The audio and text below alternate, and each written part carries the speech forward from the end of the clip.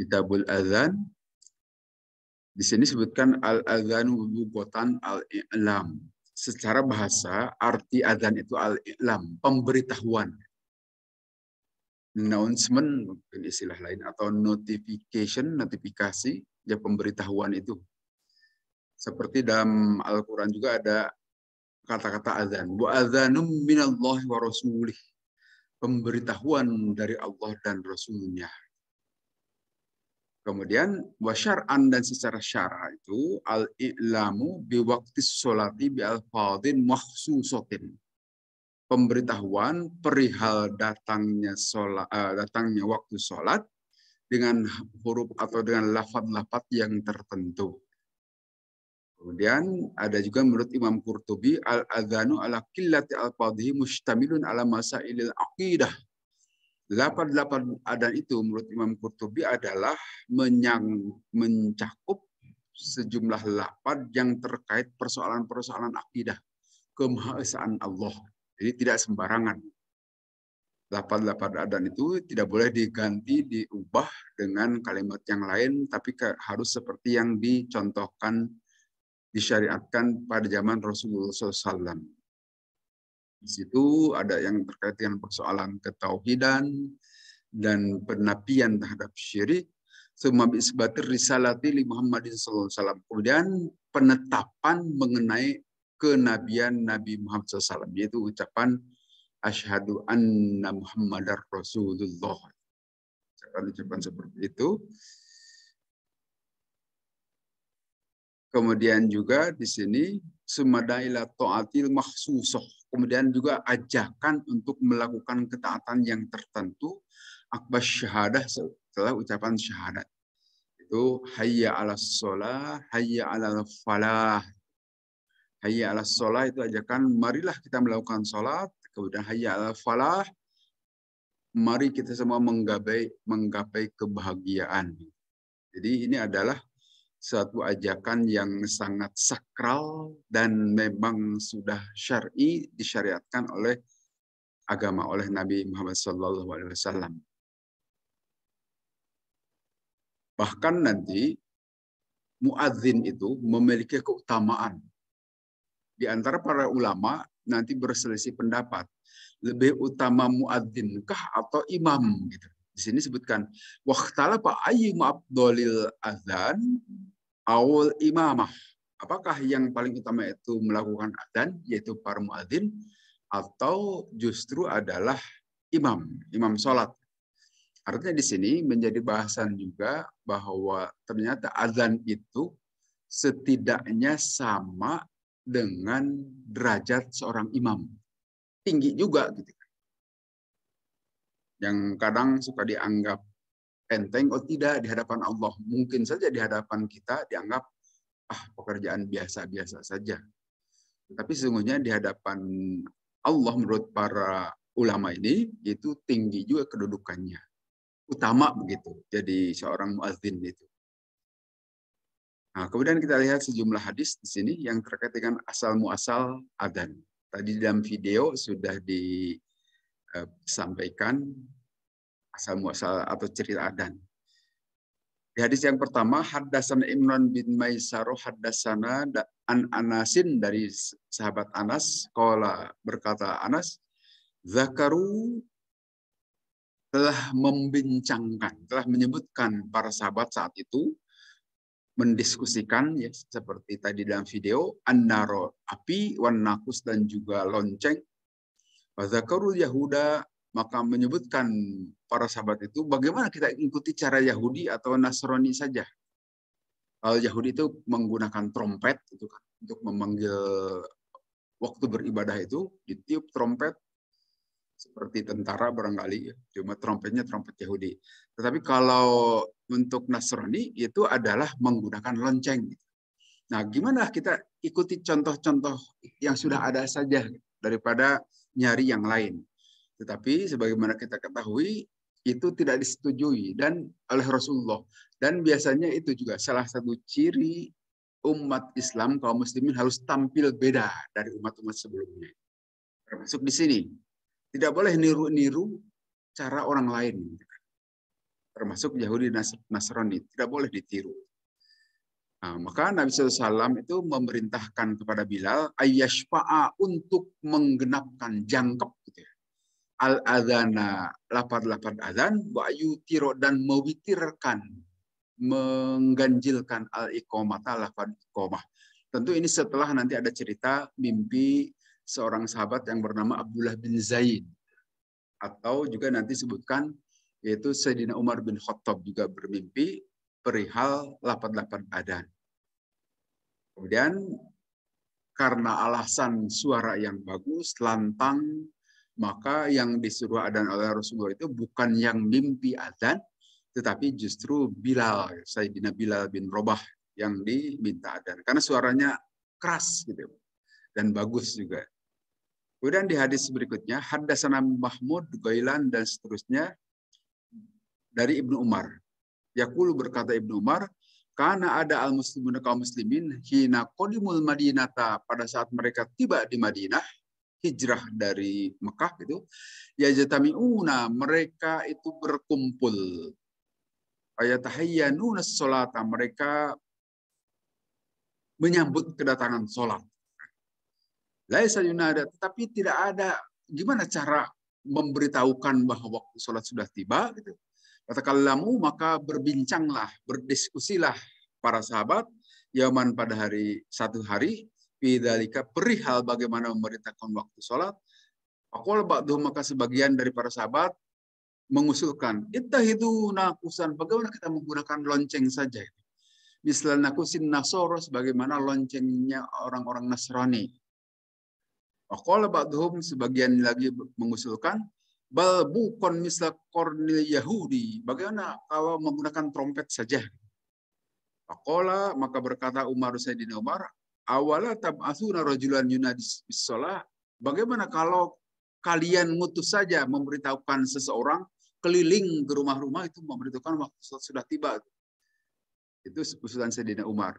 Dan nanti ada usulan lain, jangan pakai itu, pakai kita nyulut api saja gitu kan.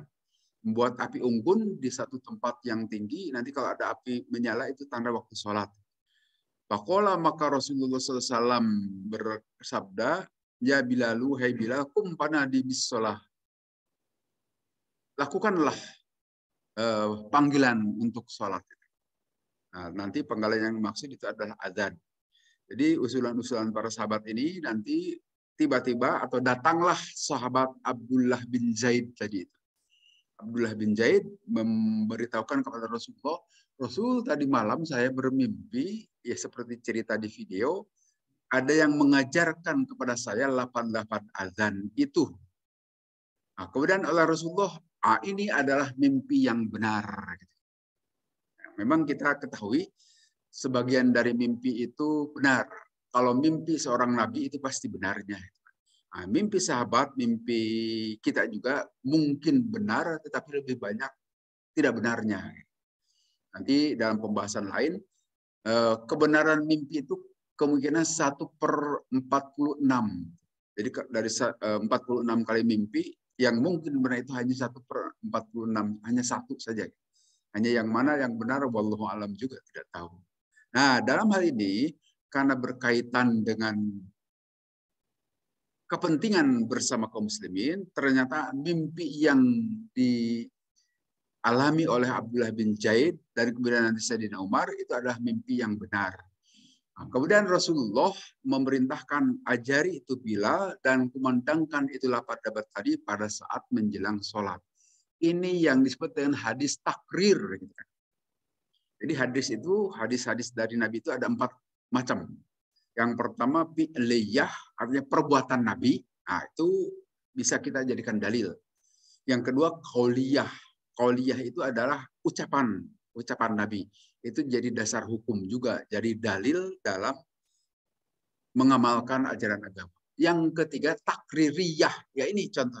Takririyah itu adalah perbuatan sahabat atau kata-kata sahabat, Nabi tidak membantah, tetapi Nabi membiarkan bahkan membenarkannya. Nah, itu juga bisa jadi dalil. Itu yang disebut dengan hadis takrir. Yang keempat itu hadis hammiyah. Hamyah itu adalah rencana. Rencana Nabi mau melakukan sesuatu, tetapi Nabi belum sempat mengerjakannya, maka itu juga bisa menjadi dalil. Seperti Nabi misalnya mau puasa tanggal 9 Muharram. Itu Nabi tidak sempat melakukan puasa tanggal 9 Muharram karena beliau keburu wafat. Nah, itu juga bisa dijadikan dalil. Nah, ini salah satu contoh dalil atau hadis takririyah. Perbuatan sahabat yang dibenarkan oleh Nabi untuk adzan ini. Dan masih banyak contoh yang lain. Nah, ini bukan Nabi sendiri yang mengalami mimpi, bukan walaupun disebutkan Nabi juga bermimpi, tetapi yang nampak populer dalam bahasan ini adalah mimpinya seorang sahabat yang bernama Abdullah bin Zaid. Perihal lapan adzan. Nah, di sini nanti diberitahukan bahwa lapan adzan itu adalah genap. Dua kali kan. Sedangkan qomat itu ada ganjil, sekali-sekali, witir. Nah, seperti kita ketahui kan, Allahu Akbar, diulang. Allah. Kemudian asyhadu an la ilaha illallah, ulang. Tidak boleh sekali kalau adzan. Harus dua kali.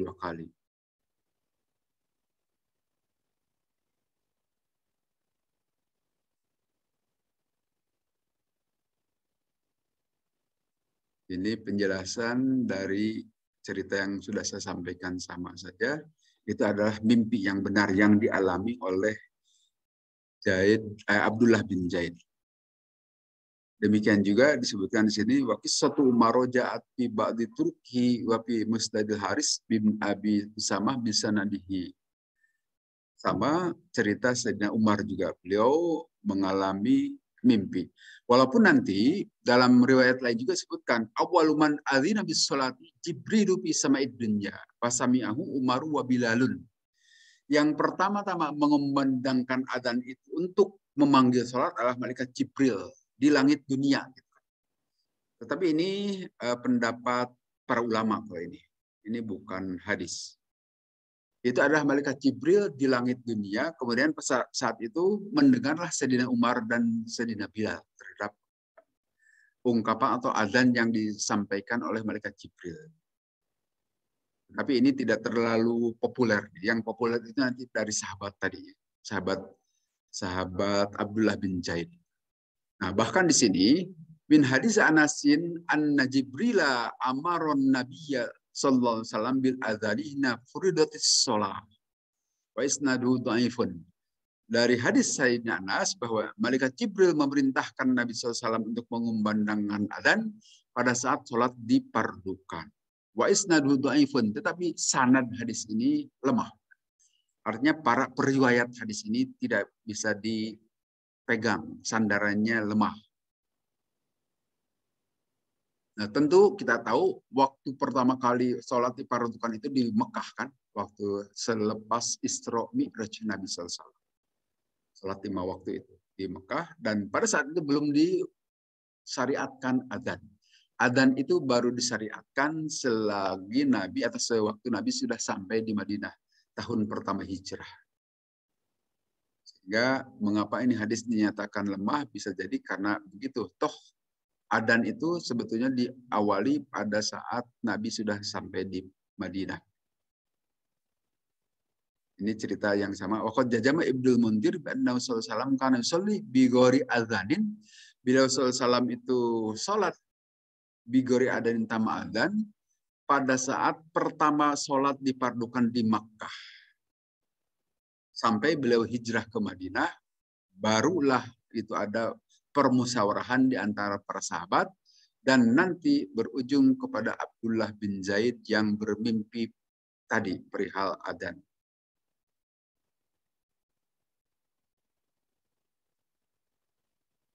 Lewati ceritanya panjang, tapi sudah diwakili oleh video tadi.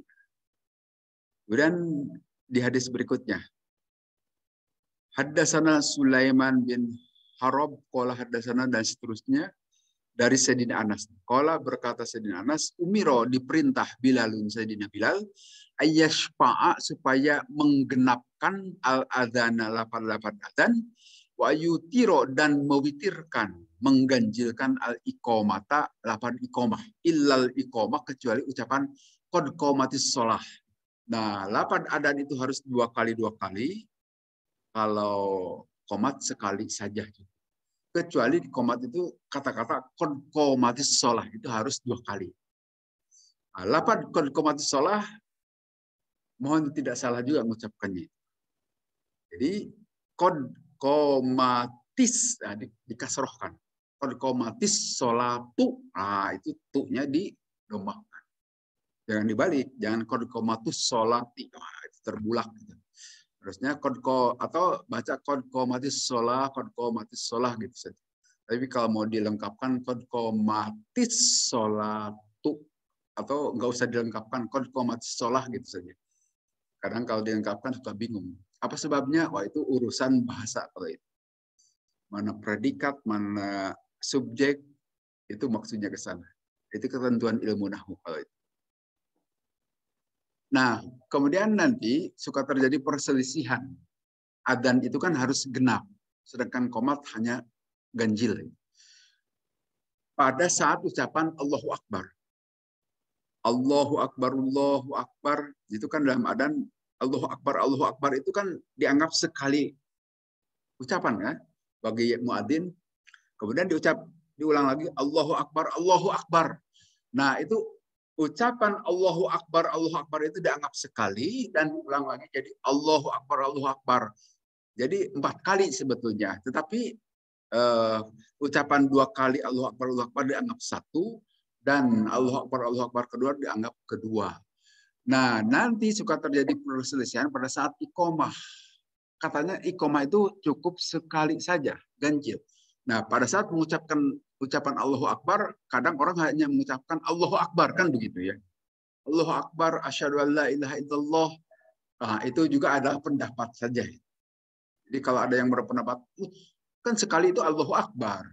Tetapi kalau kita melihat dari lafaz adzan itu, sekali itu adalah sebetulnya 2 gabungan huruf Allahu Akbar atau lafaz Allahu Akbar.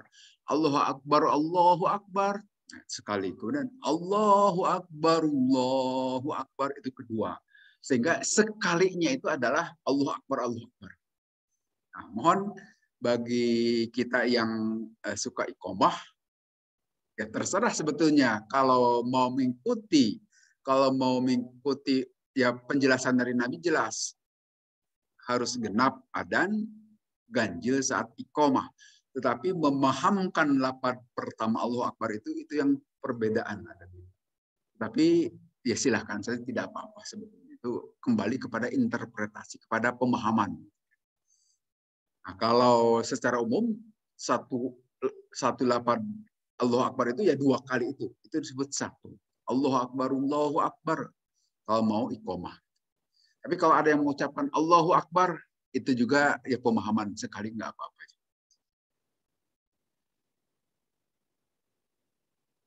Hanya jangan lupa nanti qad qomatis shalah itu adalah 2 kali tetap kalau di iqomah. Kemudian haddatsani Muhammad wa huwa ibnu Salam dan seterusnya dari An Abi Kilabah dari Anas bin Malik. Qala berkata, Anas bin Malik, lamma kasura pada saat banyak annasu orang-orang manusia, qala dzakaru an ya'lamu waqtas shalah. Ini sama dengan cerita di atas. Orang-orang itu berdiskusi, berunding, gimana nih untuk memberitahukan bahwa waktu sholat sudah tiba. Ada yang mengusulkan pada karu ayyuru naron. Bagaimana kalau menyalakan api? Ayadribu nakuson atau memukul lonceng. Omiro maka diperintahkan Bilal ayyashfal adzan untuk melaksanakan adzan dengan cara genap. Wa yutirul iqomah dan mewitirkan iqomah. Jadi sama seperti di atas bahwa ini hadis ini banyak perihal adzan diriwayatkan oleh banyak hadis. Jadi sangat masyhur sekali hadis ini. Dan ini juga memberikan pelajaran sekali lagi harus tampil beda kaum muslimin itu. Jangan niru-niru orang lain. Nah, ini juga bisa diambil sebagai dalil umum. Diambil untuk hal khusus. Orang lain suka merayakan tahun baru Masehi, ngapain kita ikut-ikutan? Tidak perlu lah. Itu kerjaan orang lain. Agama lain. Orang Islam itu tidak boleh. Kalau lihat dari semangat ajaran Nabi. Tidak boleh ngikut-ngikut.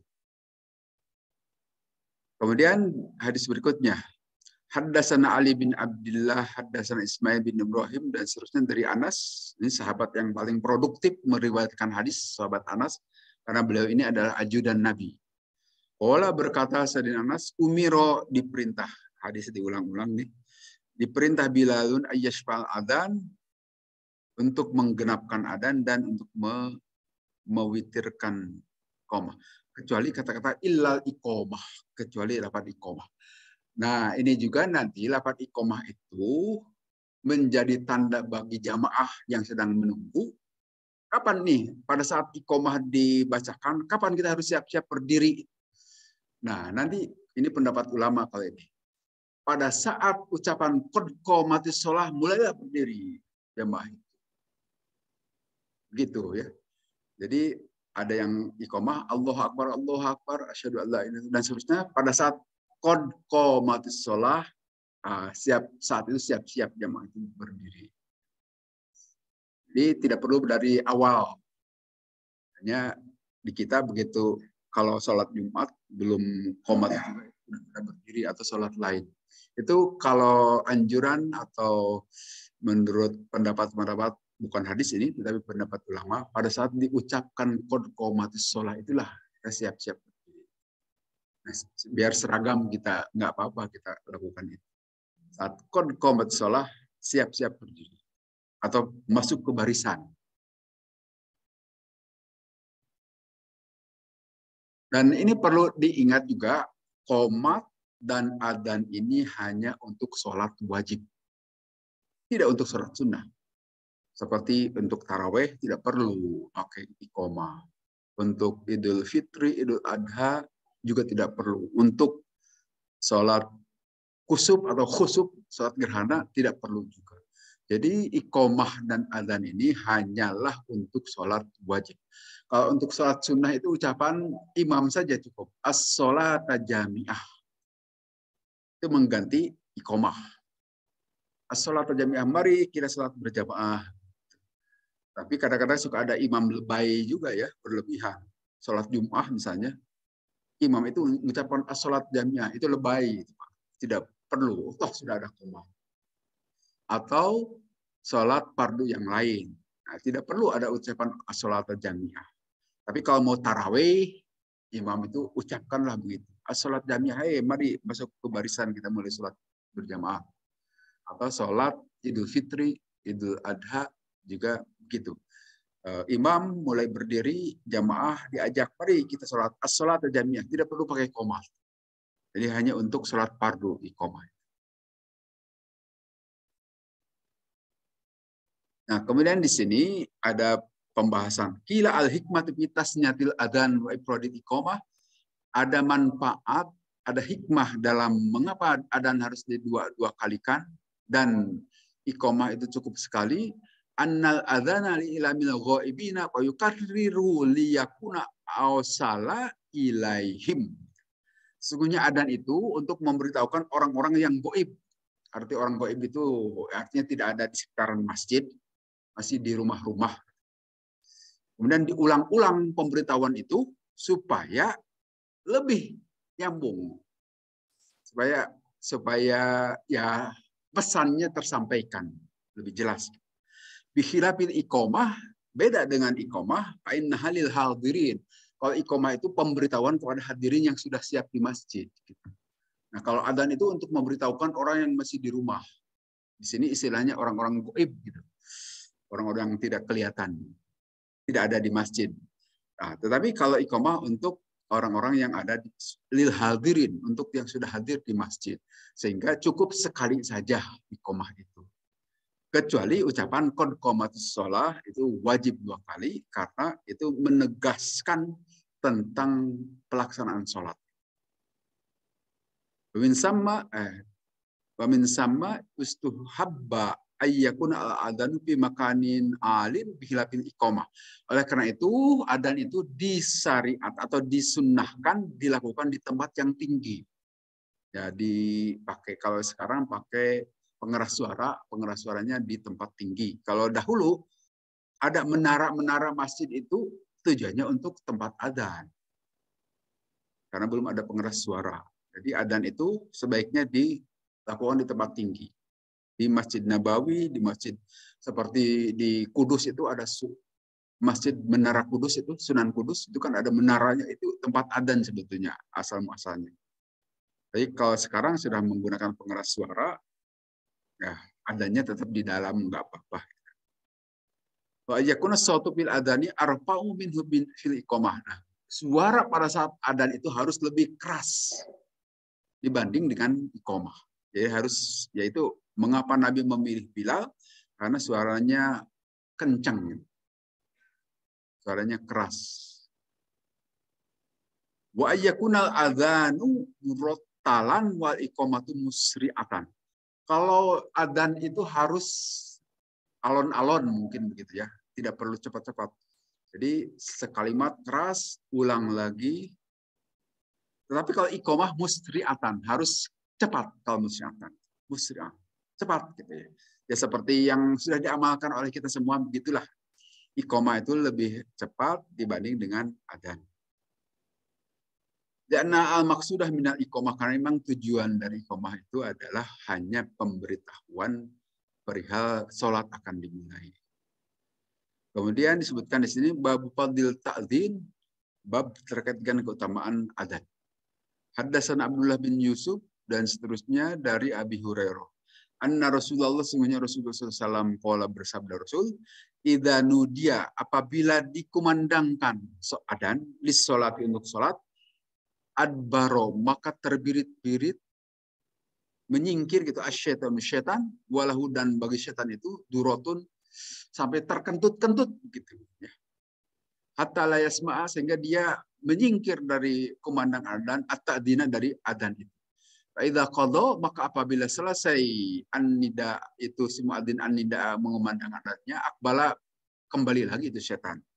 Hatta idza sawwaba, tetapi apabila dikumandangkan qomat di salat, untuk salat, adbaro, minggir lagi itu setan. Hatta idza qadha taswib, sehingga apabila selesai iqamah dikumandangkan, akbala, datang lagi itu setan. Hatta yahturo, sehingga menyelinap itu setan, bainal mar'i, di antara orang-orang, yakulu, dan berkata itu setan, udkur, ingat kada ini, udkur kada, ingat ini gitu. Lima lam yakun yadkur, dari hal yang dia sebelumnya tidak ingat. Hatta yadhillar rajulu, sehingga seseorang yang sholat itu la yadri, tidak tahu lagi kam sholat, sudah berapa rakaat itu sholat. Nah ini perilaku setan ini. Setan tentu yang maksud di sini setan dari bangsa jin, tetapi mungkin juga setan dari bangsa manusia. Tidak senang dengar adzan. Hati-hati ini. Karena apabila adzan dikumandangkan, setan itu terbirit-birit, lari dari mendengar suara adzan sampai tidak terdengar adzannya. Nah, jadi kalau di kita di Sukarapi ini dikumandangkan adzan dari berbagai masjid, kebingungan itu setan lari kemana? Karena lari ke sana dengar adzan dari masjid yang lain dan pakai pengeras suara juga. Lari, kebingungan itu setan. Barangkali larinya ke atas, karena bisa terbang kalau jin itu kan. Lari ke atas. Tapi selesai adzan datang lagi ke masjid lagi, menggelitik yang sedang duduk tuh. Ingat yang lain. Nah, tetapi begitu qomat dikumandangkan juga keluar lagi. Begitu selesai qomat datang lagi. Jadi inilah mengapa barangkali pada saat kita cerita tentang COVID di Eropa itu, orang-orang Eropa yang tidak kenal adzan minta supaya adzan dikumandangkan dalam sejumlah pemberitaannya. Soal benar tidaknya wallahu alam itu kan. Tetapi bahwa memang adzan itu bisa mengusir setan, iya, ini jaminan dari Nabi, ini hadis sahih. Sehingga kita juga kalau di rumah ada ular misalnya, di rumah ada binatang-binatang yang mencurigakan bahwa ini jelmaan jin, nah salah satu caranya kumandangkan adzan. Karena takut dia itu akan hilang itu. Karena mengikuti hadis ini. Nanti ada pertanyaan, loh kan adzan itu untuk sholat.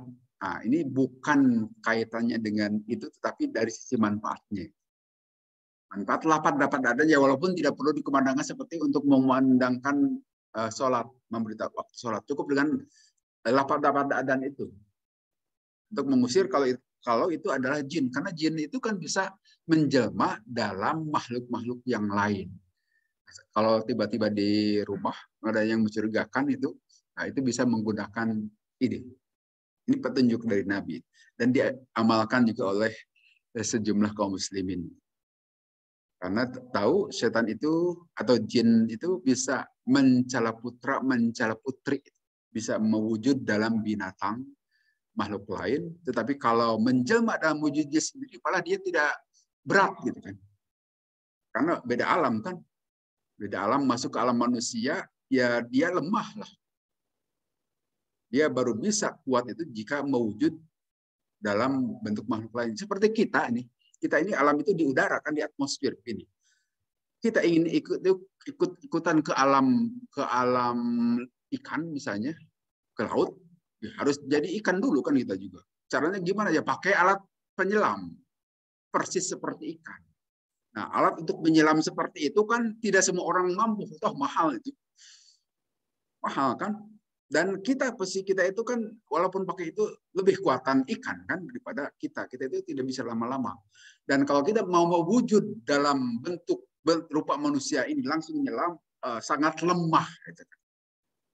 Kalah oleh ikan. Ikan itu ya biasa di alam air. Atau kita ke udara ya kalah dengan burung. Kita bisa hidup di udara ya kalau pakai peralatan gitu kan. Pakai parasut dan sebagainya. Tetapi itu tidak semua orang bisa. Sehingga di sini juga yang bisa mewujud setan-setan itu, mereka juga tidak sembarangan itu. Jin-jin itu mengganggu kita. Hanya jin-jin yang punya kemampuan yang kaya saja mungkin yang akan menjelma menjadi kucing atau menjelma menjadi ular itu. Yang punya peralatan harus beli dulu di toko. Kira-kira gitu itunya analoginya. Sehingga nggak usah takut dengan jin gitu. Walaupun perasaan ini sudah ditanamkan sejak kecil, harus takut dengan kalong wewe itu kan. Sehingga terbawa sampai tua ini juga. Kalau ada yang keretak-kerutuk di rumah, tetap aja takut.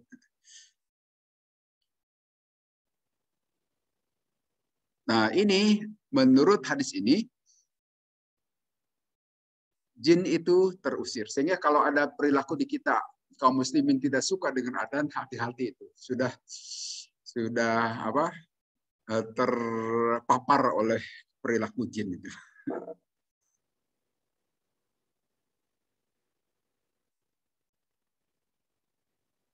Nah, memang di sini menurut para ulama annal murad bisyaitani iblis. Yang dimaksud dengan setan di atas itu adalah iblis ya dari bangsa jin.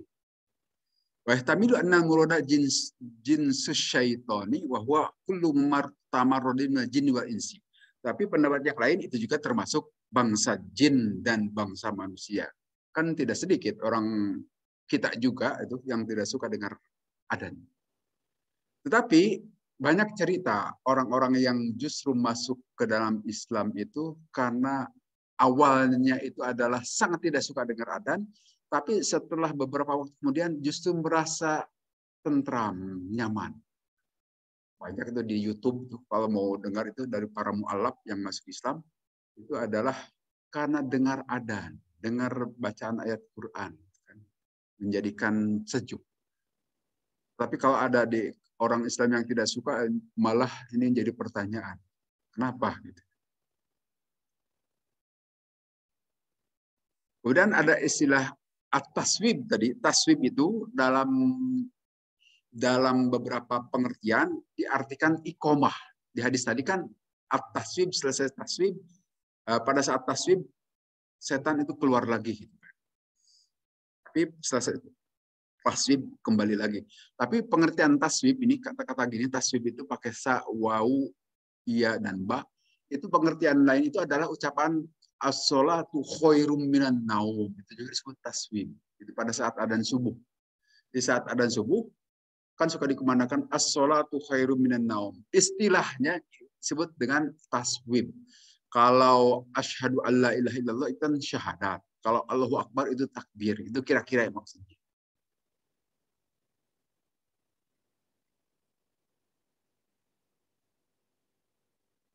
Sama ini penjelasan as-salatu khairum minan naum, itu taswib, istilah yang lain. Kemudian wa qad ikhtalafa ulama fil hikmati fi urubi syaitani inda sima'il adzan wal iqamah duna sima'il Quran. Ada perbedaan pendapat di antara para ulama perihal kaburnya setan pada saat mendengar adzan dan iqamah. Sedangkan pada saat mendengarkan Quran tidak kabur gitu kan. Nah, karena ini fakira yahrob hatta la yashhada lil muadzini yaumal qiyamah fa innahu la yasma'u maddat sautil muadzin jinnun wala insun illa syahida lahu kama ya'ti ba'du. Karena ini mengapa setan terbirit-birit tidak mau mendengar adzan? Karena kata hadis Nabi nanti tidaklah seseorang mendengar adzan dari seorang muadzin kecuali seseorang itu nanti pada hari kiamat akan menjadi saksi bagi muadzin itu. Nah, setan tidak mau jadi saksi. Sehingga dengan demikian, kalau lihat muadzin sudah mulai masuk masjid, sudah siap-siap itu keluar itu setan.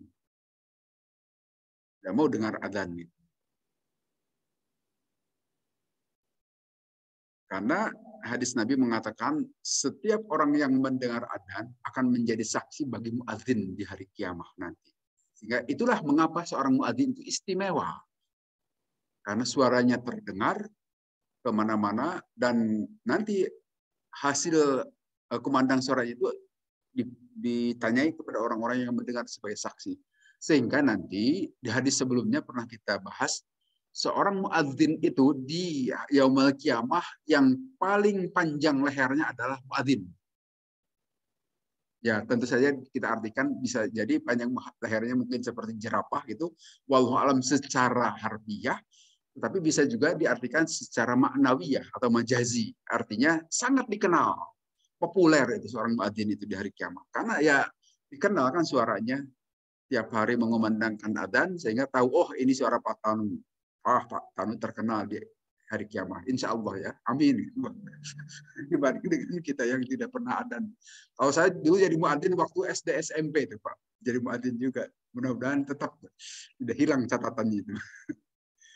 Nah, itu dijamin oleh Nabi. Sehingga utama mulia seorang muadzin itu.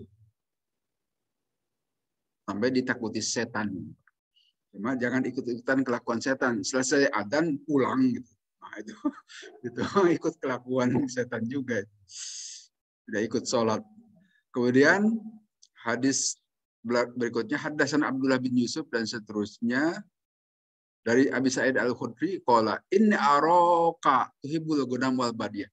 Saya melihat engkau itu senang menggembala kambing wal badiyah dan di hutan gitu ya, di tempat penggembalaan.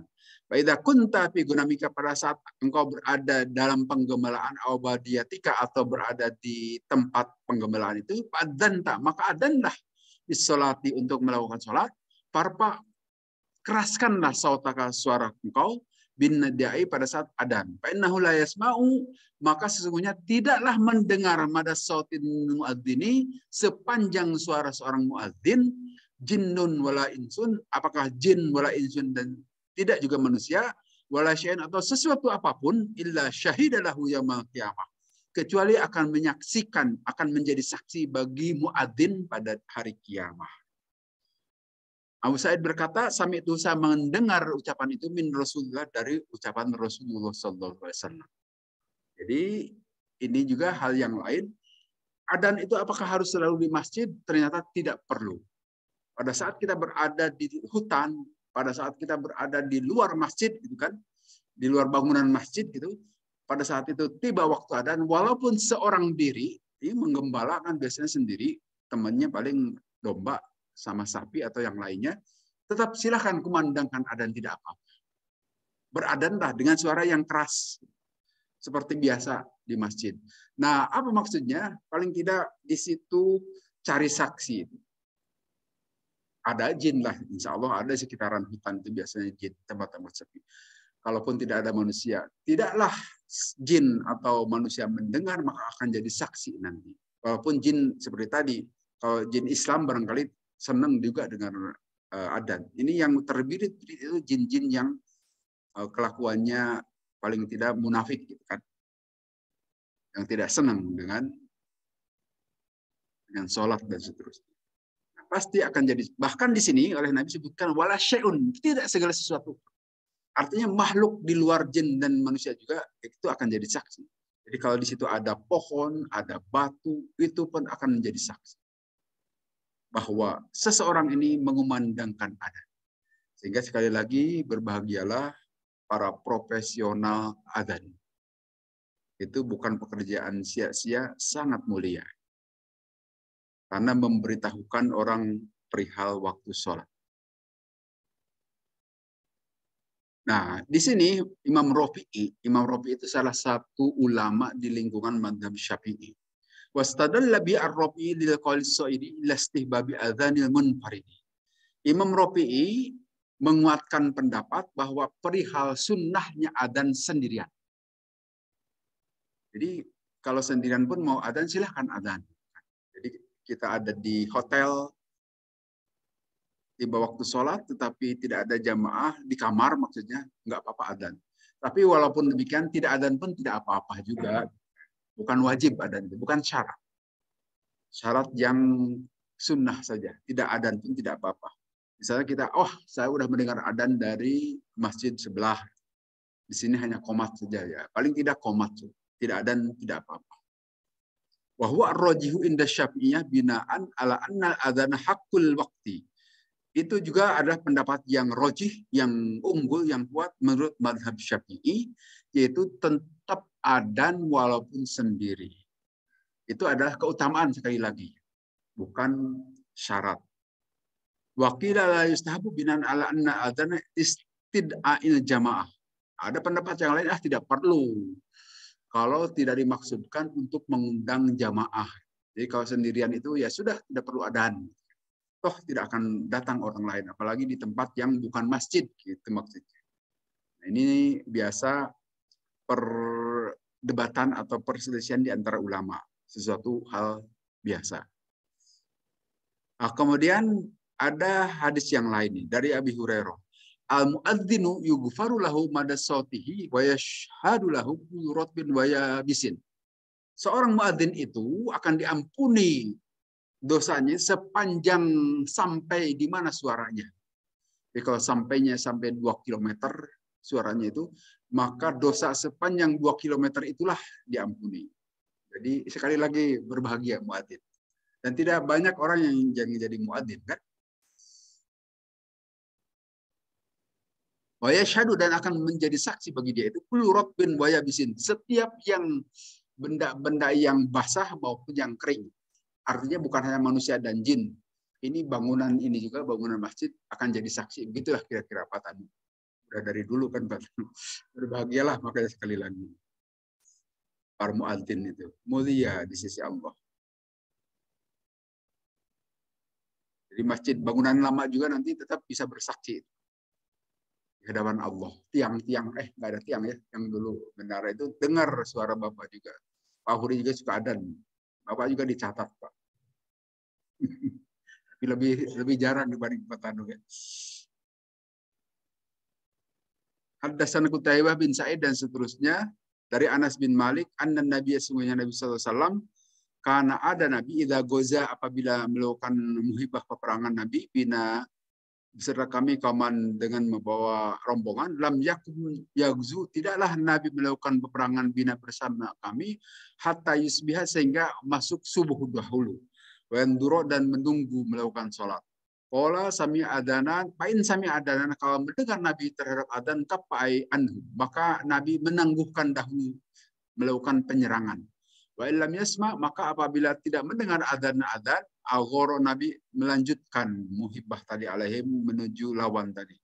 Qala berkata Robi, fakhrajna, kami keluar ila Khaybar, ke tanah Khaybar. Pantahaina, maka kami berhenti ilaihim di tanah Khaybar lailan satu malam. Falamma asbah, maka pada saat pagi-pagi subuh, walam yasma, dan tidak mendengar Nabi adanan adzan, rokiba, beliau menaiki unta, wa rokibtu, dan aku juga menaiki unta, khalfa Abi Tolha, di belakang Abu Tolha, Wa inna qadamayya, dan sesungguhnya dua telapak kaki itu la tamassu, menempel atau apa, bersentuhan gitu. Qadaman Nabi dengan dampal telapak kaki Nabi sallallahu alaihi wasallam. Qala, berkata Rabi, fakhraju, keluarlah para sahabat dengan Nabi.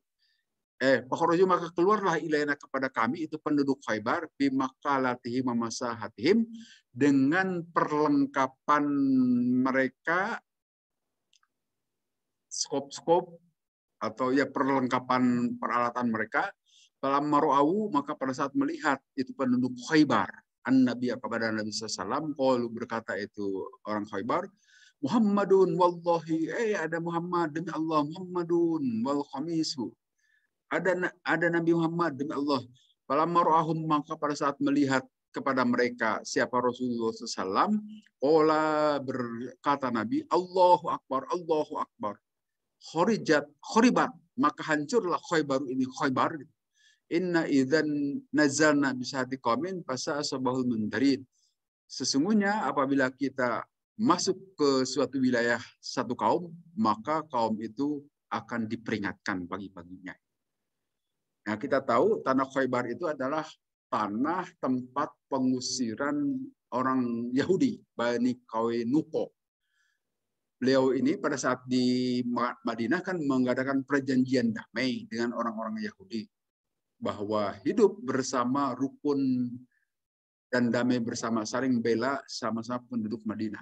Ternyata Bani Qainuqa ini berkhianat kepada Nabi, tidak mematuhi lagi perjanjian. Maka oleh Nabi, Bani Qainuqa Yahudi ini diusirlah ke Khaybar. Khaybar ini salah satu tanah yang agak jauh dari Madinah. Ya, mungkin kira-kira kalau dari Bandung ke Cileunyi atau ke Cimahi mungkin.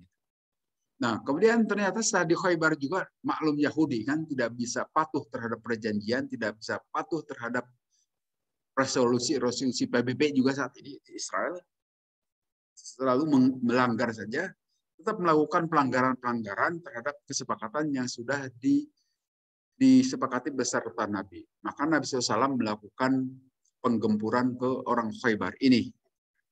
Tetapi setelah di Khaybar, orang-orang penduduk Khaybar itu malah menyambut Nabi gitu kan. Gitu. Nah, di sini yang mau diceritakan itu adalah perihal adan, terkait dengan pada saat Nabi melakukan penyerangan itu, tetap beliau itu pada saat pagi-pagi menunggu adzan. Ya, penyerangan pagi-pagi itu kelihatannya itu adalah pendadakan yang biasa dilakukan oleh serangan-serangan saat orang sedang lalai, kan lebih mudah mengalahkannya kelihatannya gitu. Nah, apa yang dilakukan oleh Nabi juga kelihatannya itu salah satu strategi melakukan penyerangan pada saat subuh-subuh. Tetapi Nabi SAW tidak ujuk-ujuk gitu, tetap mengindahkan sholat subuh. Tetap sholat subuh dulu, adzan dulu. Tapi kalau tidak ada yang adzan, dalam arti bisa jadi belum masuk waktu subuh, dilanjutkan ekspansi atau invasi tadi.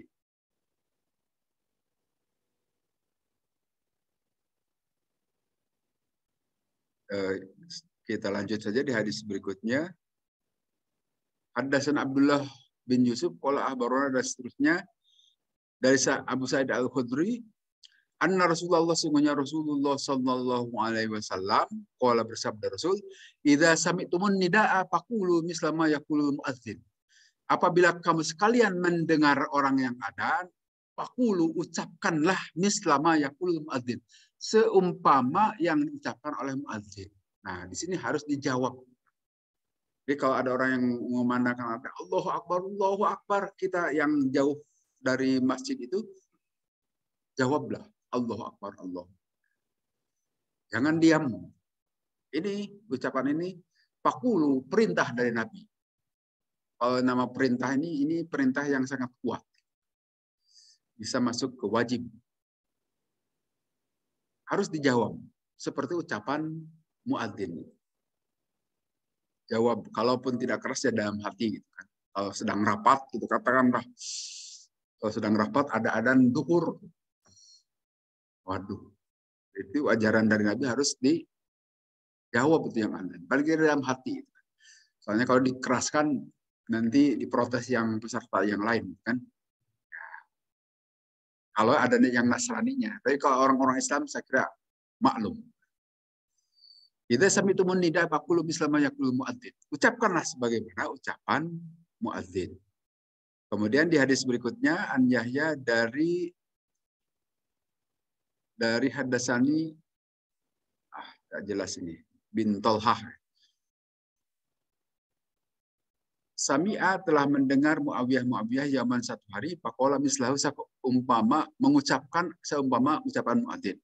Wa asyhadu anna Muhammadar Rasulullah, kalau muadzin ucapkan asyhadu anna Muhammadar Rasulullah jawab seperti itu. Kemudian haddatsana Ishaq bin Ruwaiha dan seterusnya dari Yahya seumpama hadis tadi. Lamma hayya 'alas shalah, pada saat muadzin mengucapkan hayya 'alas shalah, qala jawabnya la haula wala quwwata illa billah. Jadi yang lainnya itu tetap jawab sebagaimana ucapan muadzin, Allahu Akbar sampai asyhadu anna Muhammadar Rasulullah. Tapi kalau pada saat ucapan hayya 'alas shalah, ucapkan atau jawabnya dengan la haula wala quwwata illa billah. Hakadha sami'na nabiyakum. Begitulah kami mendengar kepada nabi kalian yaqulu, menjawab muadzin. Ini sangat baik sekali. Merupakan ibadah juga kita menjawab panggilan atau ucapan-ucapan yang dikumandangkan muadzin. Pada saat ada muadzin mengumandangkan itu. Saya kira ini juga sebagai satu bukti kita merespon panggilan dari Allah hakikatnya.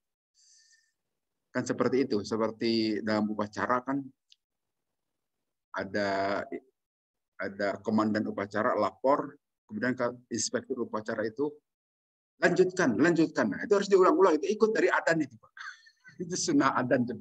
Ada di tentara juga itu dalam upacara-upacara. Karena ada manfaat itu. Supaya paling tidak dalam memori itu kan mengendap. Wah, ini udah waktu sholat nih, harus sholat. Dan merespon, mengindahkan panggilan Allah. Kebaik. Saya kira itu barangkali untuk bahasan awal perihal adzan.